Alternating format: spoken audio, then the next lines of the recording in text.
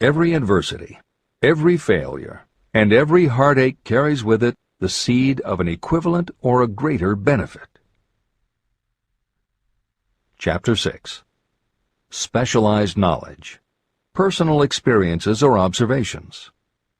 The fourth step toward riches. There are two kinds of knowledge. One is general, the other is specialized. General knowledge, no matter how great in quantity or variety it may be, is of little use in the accumulation of money. The faculties of the great universities possess practically every form of general knowledge known to civilization. Most of the professors have little money. They specialize in teaching knowledge, but they do not specialize in the organization or the use of knowledge. Knowledge will not attract money unless it is organized and directed through practical plans for the specific purpose of accumulating money. Lack of understanding of this fact has been the source of confusion to millions of people who falsely believe that knowledge is power. It is nothing of the sort. Knowledge is only potential power. It becomes power only when and if it is organized into definite plans of action and directed to a definite end. The missing link in all systems of education is that educational institutions fail to teach their students how to organize and use the knowledge after they have acquired it. Many people made the mistake of assuming that because Henry Ford had little schooling, he was not a man of education. Those who made this mistake did not understand the real meaning of the word educate. That word is derived from the Latin word educo, meaning to educe, to draw out, or to develop from within. An educated person is not necessarily one who has an abundance of general or specialized knowledge. An educated person is one who has so developed the faculties of their mind that he or she may acquire anything they want or its equivalent without violating the rights of others. During the World War, a Chicago newspaper published editorials in which, among other statements, Henry Ford was called an ignorant pacifist. Mr. Ford objected to the statements and sued the paper for libeling him. When the suit was tried in the courts, the attorneys for the paper called Mr. Ford to the witness stand for the purpose of proving to the jury that he was ignorant. They asked Mr. Ford a great variety of questions. All of them intended to prove that while he might possess considerable specialized knowledge about manufacturing automobiles, he was in the main ignorant. Mr. Ford was asked such questions as, who was Benedict Arnold, and how many soldiers did the British send over to America to put down the rebellion of 1776? In answer to the last question, Mr. Ford replied, I do not know the exact number of soldiers the British sent over, but I have heard that it was a considerably larger number than ever went back. Finally, Mr. Ford became tired of this line of questioning. In reply to a particularly offensive question, he leaned over, pointed his finger at the lawyer who had asked the question, and said, If I should really want to answer the foolish question you have just asked, or any of the other questions you have been asking me, let me remind you that I have a row of electric push buttons on my desk, and by pushing the right button I can summon to my aid men who can answer any question I desire to ask concerning the business to which I am devoting most of my efforts. Now, will you kindly tell me why I should clutter up my mind with general knowledge for the purpose of being able to answer questions when I have men around me who can supply any knowledge I require? That answer floored the lawyer. Every person in the courtroom realized it was the answer not of an ignorant man, but of a man of education. Any person is educated who knows where to get knowledge when they need it and how to organize that knowledge into definite plans of action. Through the assistance of his mastermind group, Henry Ford had at his command all the specialized knowledge he needed to become one of the wealthiest men in America. It was not essential that he have this knowledge in his own mind. You can get all the knowledge you need. Before you can transmute your desire into money, you will require specialized knowledge of the service, merchandise, or profession that you intend to offer in return for fortune.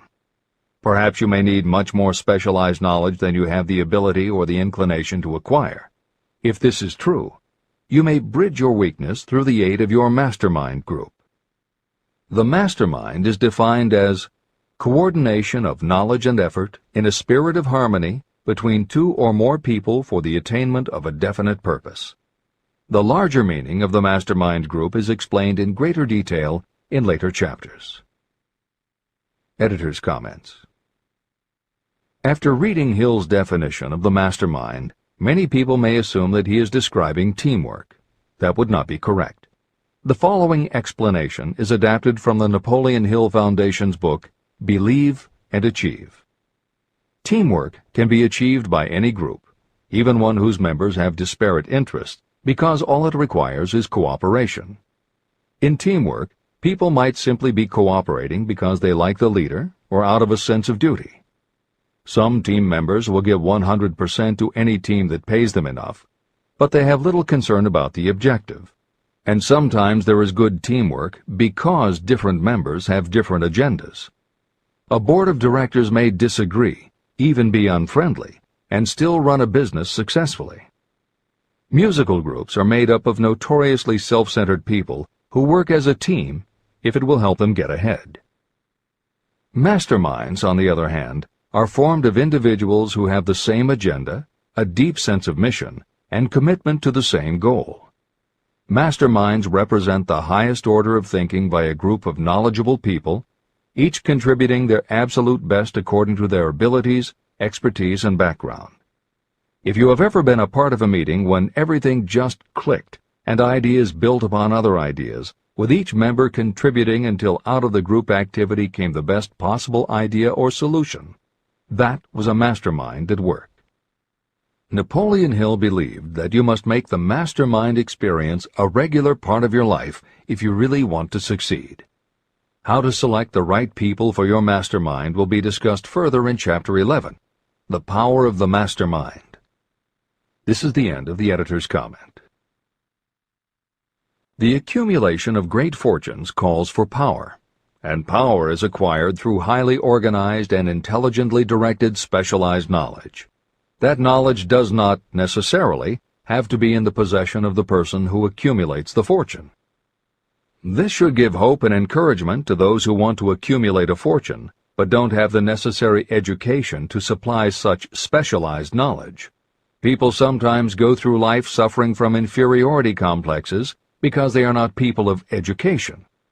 The person who can organize and direct a mastermind group of people who possess the knowledge needed is just as much a person of education as any other individual in the group. Thomas A. Edison had only 3 months of schooling during his entire life, but he did not lack education. Neither did he die poor. Henry Ford had less than a 6th grade schooling, but he managed to do pretty well by himself financially. Albert Einstein was working as a clerk in a patent office when he began to develop his world-altering scientific theories. Editor's comments. Had Einstein been born today, he might have been diagnosed in his early years as having attention deficit disorder. As a child, he was slow to learn to talk. As a student, he showed little promise and was expelled from at least one school. But what Einstein could do was to focus his concentration on a goal of his choice. His famous theories were the result of thought experiments that took place inside his mind. It is said that the breakthrough which led him to the theory of relativity came not from specialized knowledge of physics or mathematics, but from his ability to imagine what would happen if he were riding on a beam of starlight through space. This is the end of the editor's comments. Specialized knowledge is among the most plentiful and the cheapest forms of service that may be had. If you doubt this, consult the payroll of any university. It pays to know how to purchase knowledge, and it pays to know where to look. First of all, decide the sort of specialized knowledge you require and the purpose for which it is needed. To a large extent, your major purpose in life, the goal toward which you are working, will help determine what knowledge you need. Your next move requires that you have accurate information concerning dependable sources of knowledge. The more important of these are your own experience and education, experience and education available through cooperation of others, mastermind alliance, colleges and universities, public libraries, and even easier, the Internet, special training courses through night schools and home study courses in particular.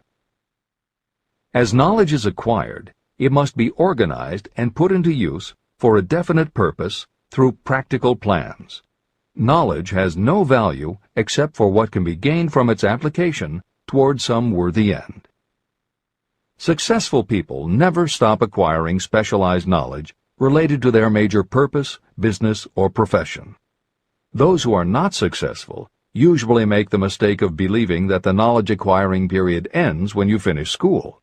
The truth is that schools do little more than teach you how to acquire practical knowledge. Editor's comments. At this point in the original edition of Think and Grow Rich, Napoleon Hill included a newspaper story about education and job opportunities.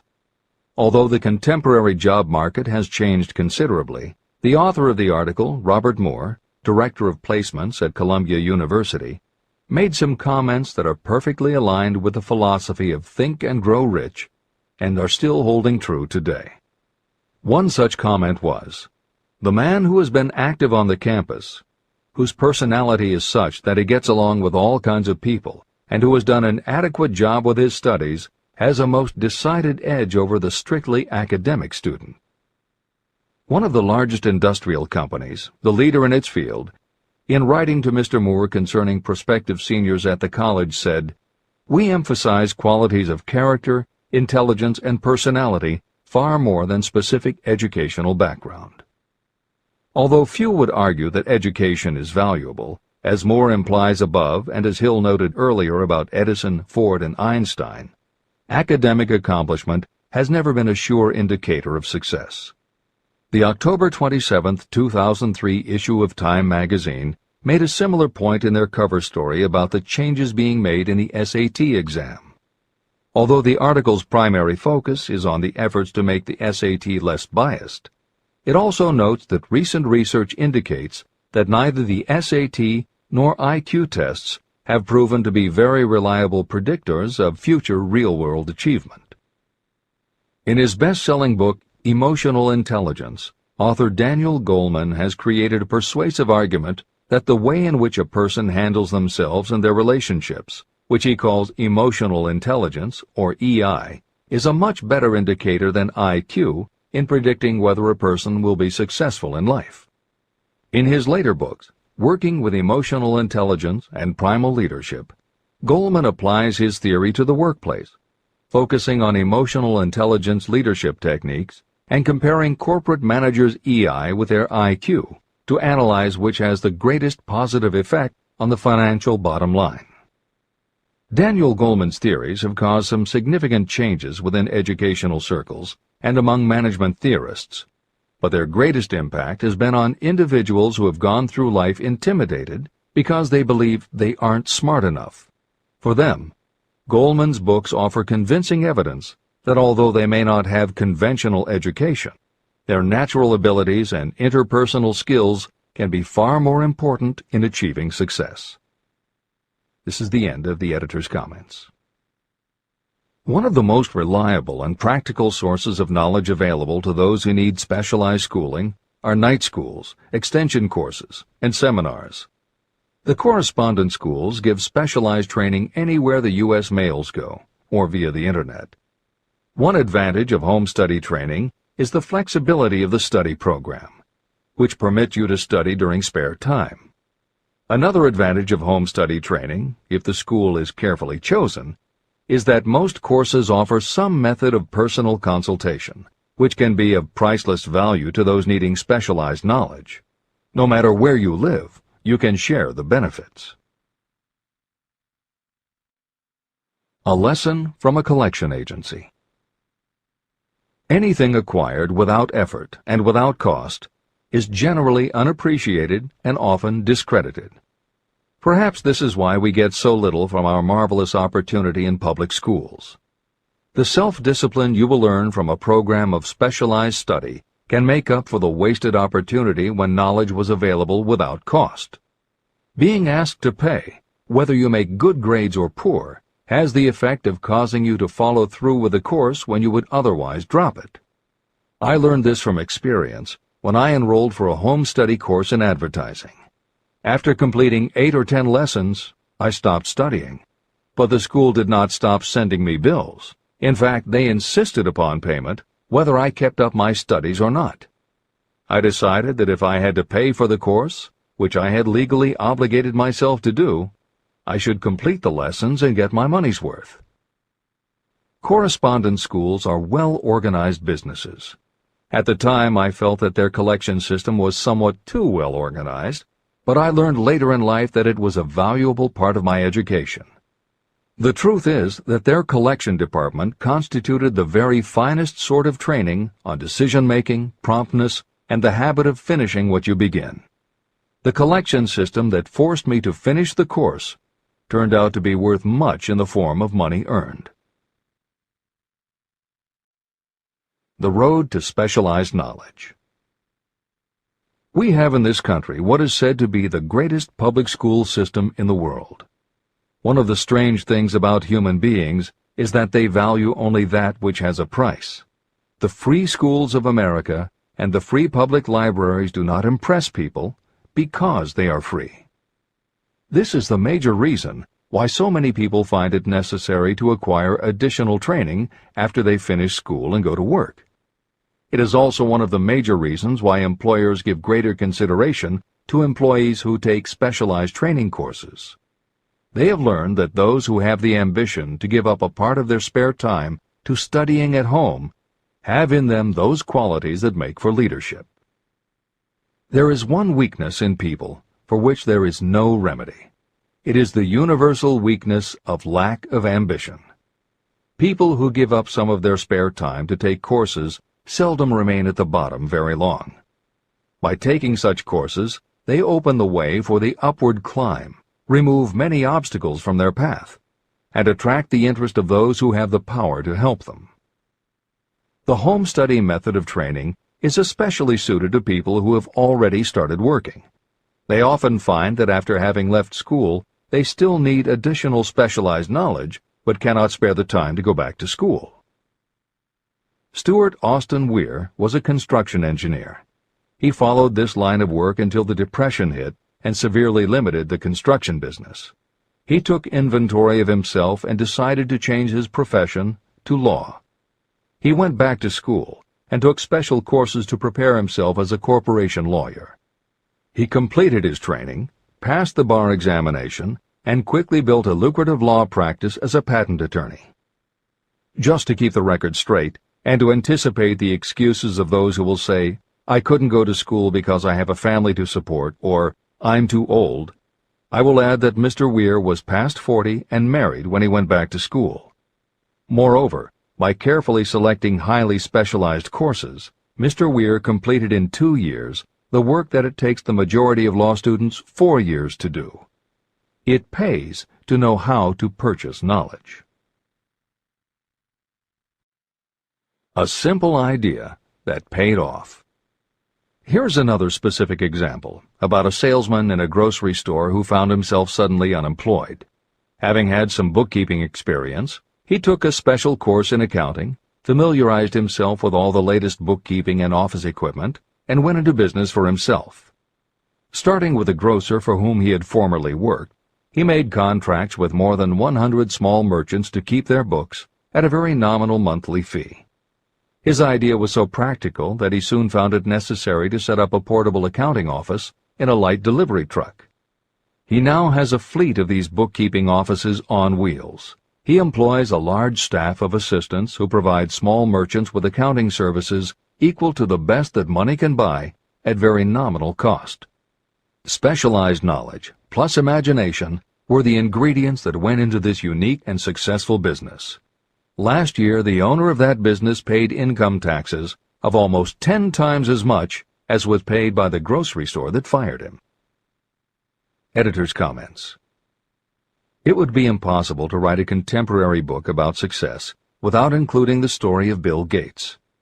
And although the connection between the world's wealthiest man and Hill's story about a man who started a mobile accounting business may not be immediately obvious, the fact is that this is a very apt place to include the story of Microsoft. Just as with the mobile accountant, the two defining characteristics of Bill Gates' success are specialized knowledge and imagination. Everyone had recognized at an early age that Bill Gates was a very bright student, but he had little interest in anything other than science and math. And when the mothers group at his school arranged for the students to learn about computing, that became his passion. By the time he was 13, he taught himself computer programming, and throughout high school and his years at university, his life revolved around computer clubs and odd jobs working for companies that had something to do with computers.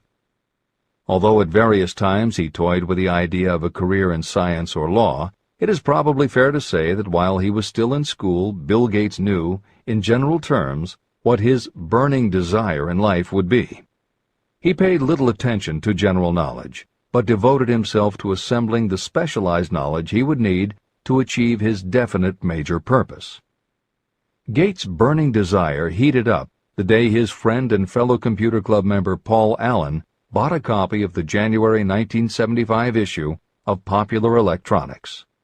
On the cover was a picture of an inexpensive desktop computer, the Altair 8800, which could be built from a kit. Gates and Allen knew in their gut that there were other students just like them who would love to get their hands on one of these things.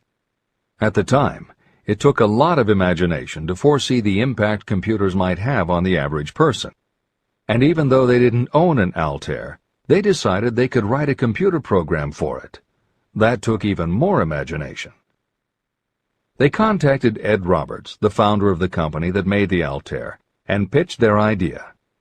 Roberts told them he was getting offers from all over, and his policy was that whoever wrote it first would get the job. For the next 2 months, they tore apart the manual, gleaning the specialized knowledge they would need to write the program.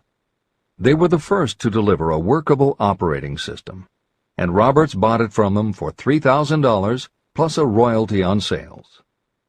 With their vision of the future burning in their imaginations, Gates and Allen used the advance and their royalties to launch a company that would be in the business of writing computer programs. They named their new company Microsoft and called old friends from their high school computer club to staff it. Bill Gates was 19 and Paul Allen was only a few years older. They and about 9 of their friends started writing programs for Apple Computer, Commodore, and anyone else who would contract with the company for their services. For the next 5 years, Bill Gates and Paul Allen had their share of imaginative ideas, but mostly they concentrated on learning the specialized knowledge needed to run and grow a successful business. Then in 1980, IBM, which had finally decided to get into the small computer business, needed help getting up to speed. They approached Microsoft to write an operating system for the new computer venture. Once again, specialized knowledge and imagination were the qualities that guided Bill Gates. In their imagination, Gates and Allen could see an even bigger future than before, and through specialized knowledge of what computers were capable of, they knew the role they could play in that future. They then made 2 business moves that are the foundation of the Microsoft success. First, because IBM had such a tight schedule, Gates went to a computer programmer, Tim Patterson, and bought from him a rudimentary but already developed operating system. Gates then set to work modifying the system, and he renamed it MS-DOS, for Microsoft Disk Operating System. The other move that was crucial to their success was the negotiation with IBM. They started from the position that they would not sell an operating system to IBM. What they would do was license the system to IBM in exchange for a royalty on every copy sold with an IBM computer. And it would not be an exclusive license, which meant that Microsoft could also license the system to other computer companies. If you were to continue to track the history of Microsoft, you would find those same qualities: a burning desire, an idea, specialized knowledge, and imagination behind each move Bill Gates made and continues to make, just as they were behind the success of the man who started the mobile accounting business. This is the end of the editor's comments.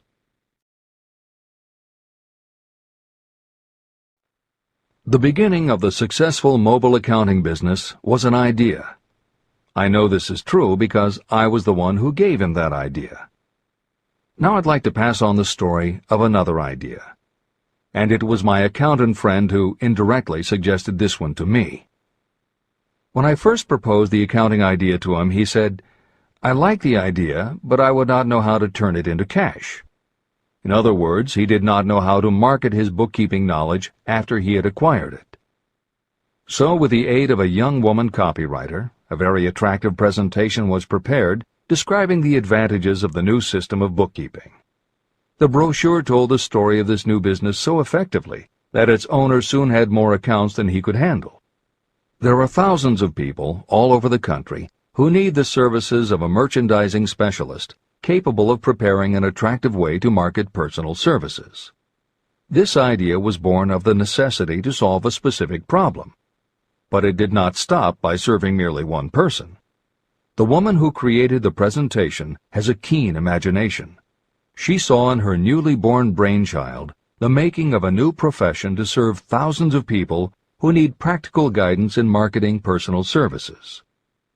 Spurred to action by the success of her first prepared plan to market personal services, this woman turned to solving a similar problem for her son. He had just finished college, but had been totally unable to find a market for his services. The plan she created for him was the best example of merchandising personal services I have ever seen. When the presentation had been completed, it contained nearly 50 pages of beautifully typed, properly organized information. It told the story of her son's natural abilities, schooling, personal experiences, and a great variety of other information. The book also contained a complete description of the position her son desired, together with a marvelous word picture of the exact plan he would use in filling his position. The preparation of the presentation required several weeks of her time, during which she sent her son to the public library almost daily to get specific data needed to sell his services to best advantage. She also sent him to all the competitors of his prospective employer, where he gathered information concerning their business methods. This was of great value in the formation of the plan he intended to use in filling the position he sought. When the plan was finished, it contained more than half a dozen very fine suggestions that would benefit the prospective employer. You don't have to start at the bottom. You may be inclined to ask, why go to all this trouble to secure a job? The answer is, doing a thing well is never trouble. The plan prepared by this woman for her son helped him get the job at the first interview and at a salary fixed by himself. Moreover, and this too is important, the position did not require the young man to start at the bottom. He began as a junior executive, at an executive salary. Why go to all this trouble? Well, for one thing, this young man's planned presentation saved him no less than 10 years of working his way up. The idea of starting at the bottom and working your way up may appear to be sound, but the major objection to it is this: too many of those who begin at the bottom never manage to lift their heads high enough to be seen by those who count. And the outlook from the bottom is not very bright or encouraging. It has a tendency to kill off ambition. You get into a rut, and you accept your fate because you form the habit of daily routine. Often this habit finally becomes so strong you don't even try to throw it off. And that is another reason why it pays to start 1 or 2 steps above the bottom. By so doing, you will form the habit of looking around, of observing how others get ahead, of seeing opportunity, and of embracing it without hesitation. A splendid example of what I mean is Dan Halpin. During his college days, he was manager of the famous 1930 championship Notre Dame football team, when it was under the direction of the late Newt Rockne. Halpin finished college at a very unfavorable time. The Depression had made jobs scarce. So after a fling at investment banking and motion pictures, he took the first job with a potential future he could find. It was selling electrical hearing aids on a commission basis. Anyone could start in that sort of job, and Halpin knew it, but it was enough to open the door of opportunity to him. For almost 2 years he worked at the job, but it didn't satisfy him. He would never have risen above that job if he had not done something about his dissatisfaction. He aimed first at the job of assistant sales manager of the company, and he got the job. That single step upward placed him high enough above the crowd for him to see still greater opportunity. Also, it placed him where opportunity could see him. In his new position, he did so well selling hearing aids that A.M. Andrews, chairman of the board of the Dictograph Products Company, a competitor of the company for which Halpin worked, asked to meet with him. Mr. Andrews wanted to know something about that man Dan Halpin, who was taking big sales away from the long-established Dictograph Company. When the interview was over, Halpin was the new sales manager in charge of the Acousticon division of Dictograph. Then, to test young Halpin's mettle, Mr. Andrews went away to Florida for 3 months, leaving him to sink or swim in his new job. He did not sink. Knute Rockne's spirit of "all the world loves a winner and has no time for a loser" inspired him to put so much into his job that he was elected vice president of the company. Vice president was a job that most would be proud to earn through 10 years of loyal effort, but Halpin turned the trick in little more than 6 months. One of the major points I'm trying to emphasize through this entire philosophy is that we rise to high positions or remain at the bottom because of conditions we can control, but only if we desire to control them. I am also trying to emphasize another point, that both success and failure are largely the results of habit. I have not the slightest doubt that Dan Halpin's close association with the greatest football coach America ever knew planted in his mind the same kind of desire to excel that made the Notre Dame football team world famous. Truly, there's something to the idea that hero worship is helpful, provided you worship a winner. My belief in the theory that business associations are vital factors, both in failure and in success, was clearly demonstrated when my son Blair was negotiating with Dan Halpin for a position. Mr. Halpin offered him a beginning salary of about 1/2 what he could have gotten from a rival company. I brought parental pressure to bear, and encouraged Blair to accept the job with Mr. Halpin. I believe that close association with people who refuse to compromise with circumstances is an asset that can never be measured in terms of money. The bottom is a monotonous, dreary, unprofitable place for any person.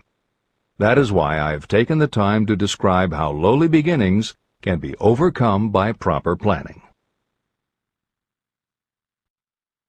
Make your ideas pay off through specialized knowledge. The woman who prepared the personal service sales plan for her son now receives requests from all parts of the country, from others who want to market their personal services for more money. But don't think that all her plan consists of is clever salesmanship to help her clients get more money for the same services they formerly sold for less. She looks after the interests of the purchaser as well as the seller of personal services. She prepares her plans so that the employers receive full value for the additional money they pay. If you have the imagination and seek a more profitable outlet for your personal services, this suggestion may be the stimulus for which you have been searching. The idea could earn you an income far greater than that of the average doctor, lawyer, or engineer whose education required several years in college. Editor's comments. Mary Kay Ash was literally researching and writing down specialized knowledge when the idea for a new business was born in her imagination. Mary Kay had quit her job as a very successful sales manager in the gift business because she had become discouraged by seeing the men she had trained earning more and being promoted ahead of her. She decided to write an advice book for career women, but as she assembled the knowledge women would need to get ahead, she realized she was writing a business plan for the kind of business she would like to run. She took her life savings of $5,000, went out and found a skincare cream she liked, acquired the rights to it, and began to contact her friends and friends of friends to see if they would like to be beauty consultants for her new company. But what she was offering wasn't just a chance to sell skincare products. It was a very imaginative combination of philosophy and opportunity that gave women the chance to achieve both personal satisfaction and financial success. The company showed a modest profit in its first year, and continued to grow each year until, by the beginning of the 21st century, there were over 1 million independent beauty consultants in 30 countries with wholesale sales of more than $1.5 billion. 3 times Mary Kay Cosmetics was named as one of the 100 best companies to work for in America, and Lifetime Television Network named Mary Kay the businesswoman of the century. She became one of the most in-demand motivational speakers and the best-selling author of 3 books. Neil Balter also started his company based on specialized knowledge and imagination. He got his specialized knowledge from his job as a carpenter's apprentice. His imagination came into play the day he was hired by a customer who wanted to clear up a messy closet by having shelves installed. Now that kind of job must have been offered to thousands of carpenters, but not one of them had the imagination to see in it what Neil Balter saw. When he finished the work, Balter didn't just see nicely fitted shelves. He saw that he had created a solution for a problem that was common to every household in America. He took the money he earned from the job and started his own business, California Closet Company, which specialized in shelves and fittings designed to attractively organize closet space for maximum efficiency. But Balter's imagination didn't stop once he had his own business up and running. Now he could imagine an even bigger operation. So he went out to find new specialized knowledge about operating and franchising a business. Neil Balter had licensed more than 100 California closet franchises when Williams-Sonoma offered to buy the company for $12 million. Lillian Vernon's specialized knowledge was in an area that many women had, but they didn't have the imagination she had. To quote from her autobiography, An Eye for Winners, handbags. I knew about those, why not sell them, and belts to match? Didn't every teenage girl strolling along the street anywhere in the United States sport a handbag and belt? And my handbags would offer something special. Each one would be personalized with initials. I knew with absolute certainty that teenagers would go for items that made them feel unique. She believed enough in her idea that she spent $495 to take a small ad in 17 magazine. The ad brought in $32,000 in orders. That was when Lillian Vernon started to gather other specialized knowledge about renting space, manufacturing products, warehousing, and shipping, all of which she'd need to grow her idea of bags and belts into a direct response business featuring a whole array of distinctively monogrammed items. Within a few years, she needed more specialized knowledge about product photography, layout, printing, and direct mail, as she imagined having her own catalog. She started by mailing a 16-page black-and-white catalog to 125,000 customers who had bought products from her in the past. At the beginning of the 21st century, Lillian Vernon was still picking the merchandise and overseeing the design of her catalogs, many of which now run well over 100 full-color pages, are mailed to millions of people many times each year, and generate approximately $250 million in annual sales. There is another story about gathering specialized knowledge that is so good we will use it to conclude this editorial comment. It actually comes from the Napoleon Hill archives, and although he did not include it in Think and Grow Rich, he often used it as an example in his lectures and seminars. There was a young man who started out working for the railroad in 1893 as a machinist at 5 cents an hour.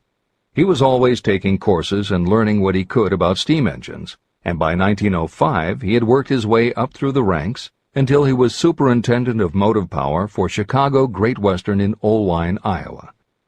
Then he did something that must have made his friends think he had taken leave of his senses. He was attending the Chicago Automobile Show when a red and white locomobile caught his attention. He put up his life savings of $700 and convinced a friend to co-sign a loan for $4,300 so he could buy the car. He promptly took it home, put it into a shed, jacked it up, and proceeded to take it apart piece by piece. Then he put it back together again. Then he took it apart and put it back together again. After doing that a few more times, he had learned what he wanted to know. And that was how Walter P. Chrysler gathered the specialized knowledge he needed to get himself out of railroading and into the automobile business. This is the end of the editor's comment. There is no fixed price for sound ideas. Behind all ideas is specialized knowledge. But remember, specialized knowledge is more abundant and more easily acquired than ideas. Because of this truth, there are ever-increasing opportunities for the person capable of helping men and women sell their personal services. Capability means imagination, the one quality needed to combine specialized knowledge with ideas to create organized plans that will yield riches. If you have imagination, this chapter may present you with an idea that is the beginning of the riches you desire. Remember, the idea is the main thing. Specialized knowledge may be found just around the corner. Any corner.